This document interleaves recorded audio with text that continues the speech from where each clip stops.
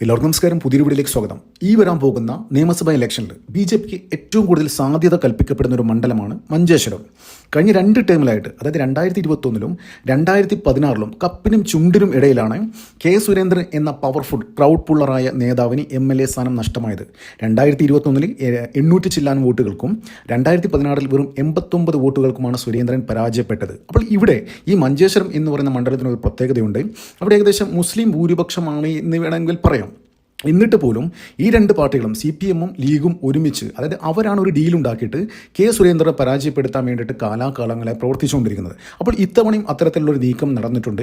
അതായത് ഇത്തവണ മത്സരിക്കുന്നത് ലീഗിന് വേണ്ടിയിട്ട് AK അഷ്റഫ് എന്ന് പറയുന്ന നിലവിലുള്ള MLA ആണ്. അതായത് 2019 അവിടെ ഒരു ബൈ ഇലക്ഷൻ നടന്നിരുന്നു. ആ ബൈ ഇലക്ഷനിൽ ഈ AK അഷ്റഫ് മത്സരിച്ചിരുന്നു. അപ്പോൾ കഴിഞ്ഞ ആ ബൈ ഇലക്ഷനിൽ സുരേന്ദ്രൻ മത്സരിച്ചില്ല. അപ്പോഴത്തെ ജില്ലാ പ്രസിഡന്റായിരുന്ന, കാസർഗോഡ് ജില്ലാ പ്രസിഡന്റായിരുന്ന രവീഷ് തന്ത്രി കുണ്ടാറായിരുന്നു മത്സരിച്ചത്. ഏകദേശം 5000 ചില്ലാനം വോട്ടുകൾക്ക് അന്ന് AK അഷ്റഫ് 2019 വിജയിച്ചു വന്നിരുന്നു. അപ്പോൾ ഇത്തവണയും AK അഷ്റഫാണ് സുരേന്ദ്രനെതിരെ മത്സരിക്കുന്നത്. അപ്പോൾ അവിടെ CPM-ന് വേണ്ടിയിട്ട് ഒരു മുസ്ലിം സ്ഥാനാർത്ഥി മത്സരിക്കണം എന്ന ഒരു തീരുമാനം കാസർഗോഡ് ജില്ലാ കമ്മിറ്റിക്ക് മുന്നിൽ വച്ചിരുന്നു. അവിടെ DYFIയും അത്തരത്തിലുള്ള ആൾക്കാരെ ഒരു നേതാവിനെ മുന്നോട്ട് വച്ചിരുന്നു. പക്ഷേ ഇവിടെ CPM-ഉം ലീഗും തമ്മിലുള്ള ഒരു ഡീലിൻ്റെ പുറത്ത് അവിടെ ഒരു മുസ്ലിം കാൻഡിഡേറ്റിനെ നിർത്താതെ KR ജയാനന്ദ എന്ന് പറയുന്ന ഒരിക്കലും അക്സെപ്റ്റൻസി ഇല്ലാത്ത ഒരു CPM ലീഡറെ അവിടെ CPM സ്ഥാനാർത്ഥിയാക്കുന്നു. തന്മൂലം എന്താ ഉണ്ടാകാൻ പോകുന്നത്? അതായത് മുസ്ലിം വോട്ട് സ്പ്ലിറ്റ് ആകാതെ അത് എൻ ബ്ലോക്കായിട്ട് AK അഷ്റഫിന് പോകുകയും അവിടെ AK അഷ്റഫ് ജയിക്കാനുള്ള സാധ്യതയുണ്ട്. അപ്പോൾ ഈ ഒരു ഡീലിൻ്റെ പുറത്താണ് CPM KR ജയാനന്ദ എന്ന് പറയുന്ന ഹിന്ദു സ്ഥാനാർത്ഥിയെ അവിടെ നിർത്തിയത്. പിന്നെ അതിൽ വേറൊരു ലക്ഷ്യം കൂടിയുണ്ട്. ഈ ഹിന്ദു സ്ഥാനാർത്ഥി ഇവിടെ നിൽക്കുമ്പോൾ സുരേന്ദ്രന് കിട്ടുന്ന ഹിന്ദു വോട്ടുകൾ സ്പ്ലിറ്റായി പോവുകയും ചെയ്യും. ഇതാണ് ഇവിടുത്തെ ഡീൽ നടക്കുന്നത്. പക്ഷേ ഇത്തവണ എന്ത് തന്നെയായാലും ഇവർ എന്ത് ഡീൽ ഉറപ്പിച്ചു കഴിഞ്ഞാലും, എന്ത് കളികൾ നടത്തി കഴിഞ്ഞാലും കെ സുരേന്ദ്രൻ ജയിച്ചിരിക്കും. അതിനൊരു കാരണമുണ്ട്. എന്താണെന്നറിയോ? അതായത് കേരളത്തിലെ സ്ഥാനാർത്ഥി നിർണയ ചർച്ചകളൊക്കെ ഇങ്ങനെ വരുമ്പോൾ കെ സുരേന്ദ്രനും എല്ലാവരും സ്ഥാനാർത്ഥികളാവാൻ ഏകദേശം സാധ്യതയുള്ള ആൾക്കാർക്ക് ഡൽഹിയിൽ അമിത്ഷാ നേരിട്ട് കണ്ടിരുന്നു. അപ്പോൾ സുരേന്ദ്രൻ്റെ അടുത്ത് എന്താ പറഞ്ഞതെന്നറിയോ? അപ്പോൾ സുരേന്ദ്രൻ ഈ ഇലക്ഷൻ്റെ ഇങ്ങനെ ഒരു ക്യാമ്പയിൻ നടക്കുന്നതിന് മുന്നേ തന്നെ, അതായത് സ്ഥാനാർത്ഥികളെ ഇങ്ങനെ ഡിസ്കഷൻ നടക്കുന്ന സമയത്ത് സുരേന്ദ്രൻ തിരുവനന്തപുരം കേന്ദ്രീകരിച്ചാണ് പ്രവർത്തിച്ചുകൊണ്ടിരുന്നത്, വട്ടിയൂർ കഴക്കൂട്ടം ഏരിയയിലൊക്കെ. അതായത് സുരേന്ദ്രൻ ഇനി ഇവിടെ മഞ്ചേശ്വരത്ത് മത്സരിക്കാൻ താല്പര്യം ഇല്ല എന്ന രീതിയിൽ അവിടെ എവിടെയെങ്കിലും അത്തരത്തിൽ ടൈറ്റ് കോമ്പറ്റീഷനിലുള്ള സ്ഥലത്ത് മത്സരിക്കണമെന്നൊരു ആഗ്രഹം ഉണ്ടായിരുന്നു. അപ്പോൾ അതിൻ്റെ ഭാഗമായിട്ടാണ് സുരേന്ദ്രൻ തിരുവനന്തപുരം കേന്ദ്രീകരിച്ച് പ്രവർത്തിച്ചിരുന്നു. പൊടുന്നതിനെ അതായത് ഈ ഒരു ഡിസ്കഷൻ വരുന്നു. അതായത് ഒരു സീറ്റിലേക്ക് 2 ആളെ വെച്ചിട്ടാണ് BJP സംസ്ഥാന നേതൃത്വം കേന്ദ്ര നേതൃത്വത്തിന് അയച്ചത്. അപ്പോൾ അമിത്ഷാ സുരേന്ദ്രനെ ഡൽഹിയിൽ വിളിച്ചിട്ട് പറയുന്നത്, പോയിട്ട് മഞ്ചേശ്വരത്ത് മത്സരിച്ച് MLA ആയിട്ട് വന്നു.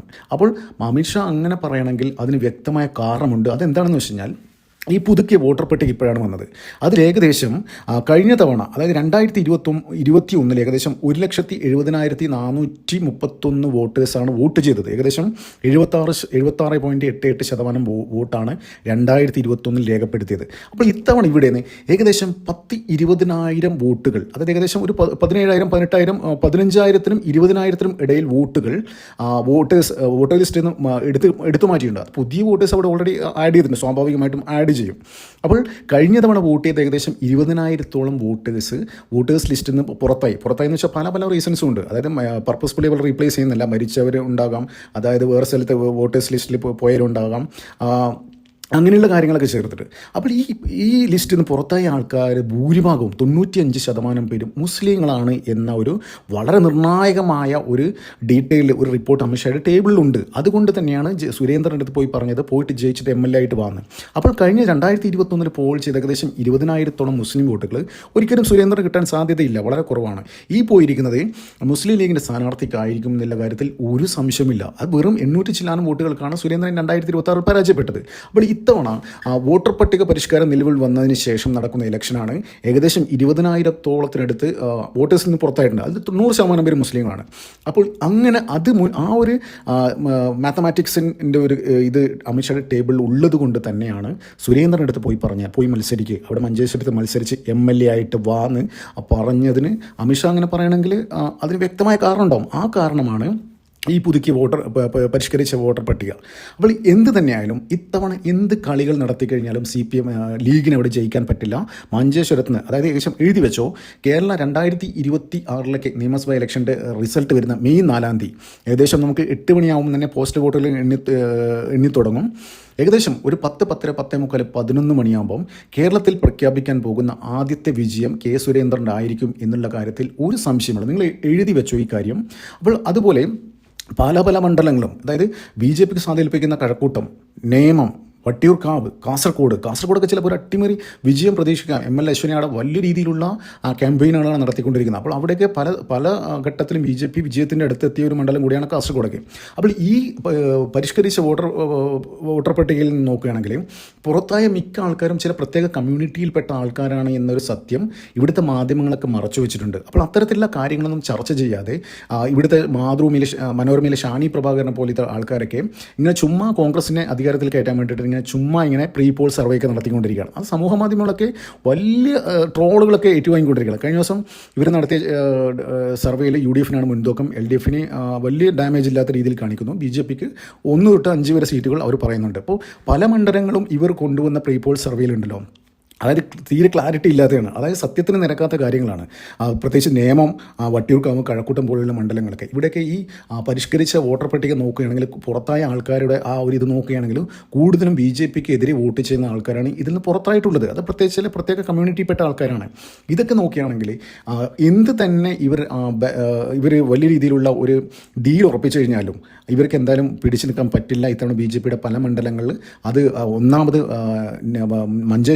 മഞ്ചേശ്വരം, പിന്നെ കഴക്കൂട്ടം, നേമം, പാലക്കാട്, പിന്നെ കാസർഗോഡ്, പിന്നെ ഏറ്റവും കൂടുതൽ അത്ഭുതം കാണിക്കാൻ പോകുന്ന തിരുവല്ല, പാല, പൂഞ്ഞാറ്, അങ്ങനെ ഏകദേശം 10-15ഓളം സീറ്റുകളിൽ ഇത്തവണ വലിയ രീതിയിലുള്ള ഏകദേശം ഒരു 10-12 സീറ്റെങ്കിലും BJPക്ക് ഇപ്പോൾ തന്നെ ഷുവറായിട്ട് കിട്ടും. പക്ഷേ ഒരു മാധ്യമങ്ങളും അത് പറയാത്തത് കാരണം അത് എന്താ റീസൺ എന്ന് വെച്ചാൽ അത്തരത്തിലുള്ള ഹൈപ്പ് കൊടുത്തു കഴിഞ്ഞാൽ ഒരു അറ്റ്മോസ്ഫിയർ ക്രിയേറ്റ് ചെയ്യും. അതായത് ഞാൻ പല വീഡിയോകളും പറഞ്ഞിട്ടുണ്ട്. അതായത് BJPക്ക് കേരളത്തിൽ ഒരു 20% വോട്ടല്ല ഉള്ളത്. BJPക്ക് ഒരു 30% ഒരു വോട്ടുണ്ട്. ഈ 20% പറയുന്ന വോട്ട് ഒരു ഫിക്സഡ് വോട്ടുകളാണ്. ആ 10% എന്ന് വെച്ച് കഴിഞ്ഞാൽ BJP ജയിക്കുന്നില്ല എന്ന്, അവർ BJP വോട്ടേഴ്സ് തന്നെയാണ്, BJPക്കാർ തന്നെയാണ്, BJP മൈൻഡ് സെറ്റിലെ ആൾക്കാർ തന്നെയാണ്. ആ 10% ആൾക്കാർ, അതായത് ചില മണ്ഡലങ്ങളിലൊക്കെ BJP സ്ഥാനാർത്ഥി ജയിക്കുന്നില്ല എന്ന് കാണുമ്പോൾ അത് BJPക്ക് ഒരു വിന്നിങ് ഒരു പ്രോബബിലിറ്റി ഇല്ലാത്ത മണ്ഡലങ്ങളിൽ ഈ BJPക്കാർ തന്നെ, അതായത് അവർക്ക് ദേഷ്യമുള്ള ഒരാളെ തോൽപ്പിക്കാൻ വേണ്ടി വോട്ട് ചെയ്യുന്നു. അതാണ് സംഭവിക്കുന്നത്. ശരിക്കും നോക്കുകയാണെങ്കിൽ ഇവിടെ BJPക്ക് ഒരു 30% ഫിക്സഡ് വോട്ടുകളുണ്ട്. ആ 10% സ്വിങ് ചെയ്യുന്ന ഒരു വോട്ടാണ് BJPയുടെ. നേരത്തെ പറഞ്ഞ മാതിരി അവർക്ക് ഇഷ്ടമില്ലാത്ത ആൾക്കാരെ തോൽപ്പിക്കാൻ വേണ്ടിയിട്ട്. അപ്പോൾ ഇത്തവണ അത്തരത്തിലുള്ള ആംബിയൻസ് ക്രിയേറ്റ് ചെയ്ത BJP ഒരു വിന്നിങ് ഒരു പാർട്ടിയാണ്, വലിയ രീതിയിലുള്ള ഭരണത്തിൽ പങ്കാളികളാകാൻ പോകുന്നു, തരത്തിലുള്ളൊരു ആംബിയൻസ് ഇവിടെ ഉണ്ടായി കഴിഞ്ഞു കഴിഞ്ഞാൽ ഈ സ്വിങ്ങിലെ 10% വോട്ടേഴ്സ് BJPക്ക് വോട്ട് ചെയ്യും. ഓഫ് കോഴ്സ് എന്തായാലും വോട്ട് ചെയ്യും. അതാണ് ഇനി കേരളത്തിൽ സംഭവിക്കാൻ പോകുന്നത്. ഇപ്പോൾ നമ്മൾ തിരുവനന്തപുരം കോർപ്പറേഷൻ ഭരണം പിടിച്ചതിന് ശേഷം കേരളത്തിൽ കാണിച്ചു കൊടുത്തു എങ്ങനെയാണ് ഒരു കോർപ്പറേഷൻ ഭരിക്കേണ്ടത്, എങ്ങനെയാണ് ഒരു ഭരണാധികാരികൾ ആകേണ്ടത്. അത്തരത്തിലുള്ള കാര്യങ്ങളൊക്കെ തിരുവനന്തപുരം മേയർ കാണിച്ചു കൊടുത്തു ഭരണാധികാരി എങ്ങനെയാണെന്ന്. അപ്പോൾ BJPയുടെ ഇതിൽ ഭരണം കിട്ടിക്കഴിഞ്ഞ് കഴിഞ്ഞാൽ അത് കേരളത്തിന് ഗുണമാകുമെന്ന് ജനങ്ങൾ തിരിച്ചറിഞ്ഞിരിക്കുന്നു. അപ്പോൾ അത്തരത്തിലുള്ള കാര്യങ്ങളൊക്കെ നോക്കുകയാണെങ്കിൽ ഇത്തവണ BJP ഞെട്ടിക്കും. ഇപ്പോൾ മനോരമയുടെ സർവേയിൽ തന്നെ UDFും LDFും തമ്മിൽ സീറ്റിൻ്റെ വ്യത്യാസത്തിൽ വലിയ ഡിഫറൻസ് ഒന്നുമില്ല, ഏകദേശം ഓൾമോസ്റ്റ് സെയിം എന്ന രീതിയിലാണ്. അപ്പോൾ രണ്ട് മുന്നണികൾക്കും LDF ആയാലും UDFിനായാലും ഏകദേശം ഒരേ സീറ്റുകൾ ലഭിക്കുകയും BJPക്ക് അവിടെ ഒരു 10 സീറ്റുകളും ലഭിച്ചു കഴിഞ്ഞാൽ കേരളത്തിൻ്റെ ചിത്രം മാറുന്നില്ല കാര്യത്തിൽ ഒരു സംശയമില്ല. നിങ്ങൾക്ക് തോന്നുന്നുണ്ടോ ഇവിടെ ഇന്ത്യ സഖ്യം എന്ന് പറയുന്ന ഇവരിവിടെ ഒരുമിച്ച് അങ്ങനെയുള്ള ഒരു ഘട്ടം വരികയാണെങ്കിൽ ഇവിടെ ഇന്ത്യ ഗവൺമെൻറ് വേണം കേരളത്തിൽ വരാൻ വേണ്ടിയിട്ട്? പക്ഷേ ഒരിക്കലും അവർ സമ്മതിക്കുന്ന കാര്യമില്ല. പിണറായി വിജയൻ ജീവിച്ചിരിക്കുന്നിടത്തോളം കാലം അവർ കോൺഗ്രസ്സായിട്ട് സഖ്യത്തിൽ ഒരു ഭരണത്തിൽ അവർ വരാൻ സാധ്യതയില്ല. പിന്നെയുള്ള സാധ്യത എന്ന് വെച്ചാൽ BJPയുടെ പിന്തുണ നേടിയിട്ട് ഭരണത്തിൽ തുടരുക എന്നാണ്. അപ്പോൾ വേണമെങ്കിൽ പിണറായി വിജയൻ എങ്ങനെയും ഭരണത്തിൽ കടിച്ചു തൂങ്ങി നിൽക്കണമെന്ന് ഇല്ല ആർത്തിയുള്ള ഒരു ആർത്തിപ്പണ്ടാരം ഒരു ഭരണാധികാരിയാണ്. അതായത് ഈ ഇപ്പോൾ നിലവിൽ കിട്ടുന്ന സൗകര്യങ്ങൾ കഴിഞ്ഞ 10 വർഷമായിട്ട് 40 വാഹനങ്ങളുടെ അകമ്പടികളോടുകൂടി നടന്ന ഒരു മനുഷ്യനാണ്. ആ മനുഷ്യൻ ഒരു സുപ്രഭാതത്തിൽ ഒന്നുമില്ലാതെ ആരെ സഹായമില്ലാതെ റോഡിലിറങ്ങേണ്ട അവസ്ഥയാണ് ഉണ്ടാകുന്നത്. ആ അവസ്ഥ പിണറായി വിജയനെ പോലത്തെ ഒരു ലീഡർ ഒരു നേതാവിനെ ഒരിക്കലും ചിന്തിക്കാൻ പറ്റുന്ന കാര്യമല്ല. അപ്പോൾ എന്ത് വിധേനയും ഏതറ്റം വരെയും പോയിട്ടും BJPയുടെ അല്ല ഏത് ആൾക്കാരുടെ കൂട്ടുപിടിച്ചും ചിലപ്പോൾ CPM ഭരണത്തിൽ തുടരാൻ സാധ്യതയുണ്ട്. അപ്പോൾ ഇപ്പോൾ പുറത്തു വരുന്ന ഈ പ്രീ പോൾ സർവേ നോക്കുകയാണെങ്കിൽ BJP ആയിരിക്കും അവിടെ ഒരു കറുത്ത കുതിരയായി മാറാൻ പോകുന്നത്. അപ്പോൾ ഏകദേശം 10-12ഓളം സീറ്റുകൾ ഏകദേശം എന്തായാലും BJP ജയിക്കുന്നില്ല കാര്യത്തിൽ ഒരു സംശയമില്ല. അപ്പോൾ മഞ്ചേശ്വരത്തെ കാര്യം പറയുകയാണെങ്കിൽ അമിത്ഷാ ക്ലിയറായിട്ട് പറഞ്ഞത് വെറുതെയല്ല, പോയിട്ട് MLA ആയിട്ട് വരൂ എന്ന് സുരേന്ദ്രനോട് പറഞ്ഞത് വെറുതെയല്ല. ഇത്തരം കണക്കുകൾ അമിത്ഷായുടെ ടേബിൾ ഉള്ളത് കൊണ്ട് തന്നെയാണ്. ഇനി എന്ത് തന്നെയായാലും ഇവരെന്ത് കളി കളിച്ചു കഴിഞ്ഞാലും സുരേന്ദ്രനെ മഞ്ചേശ്വരത്ത് പരാജയപ്പെടുത്താൻ പറ്റില്ല എന്നുള്ള കാര്യത്തിൽ ഒരു സംശയമില്ല. നന്ദി, നമസ്കാരം. മറ്റു വീഡിയോ കാണാം.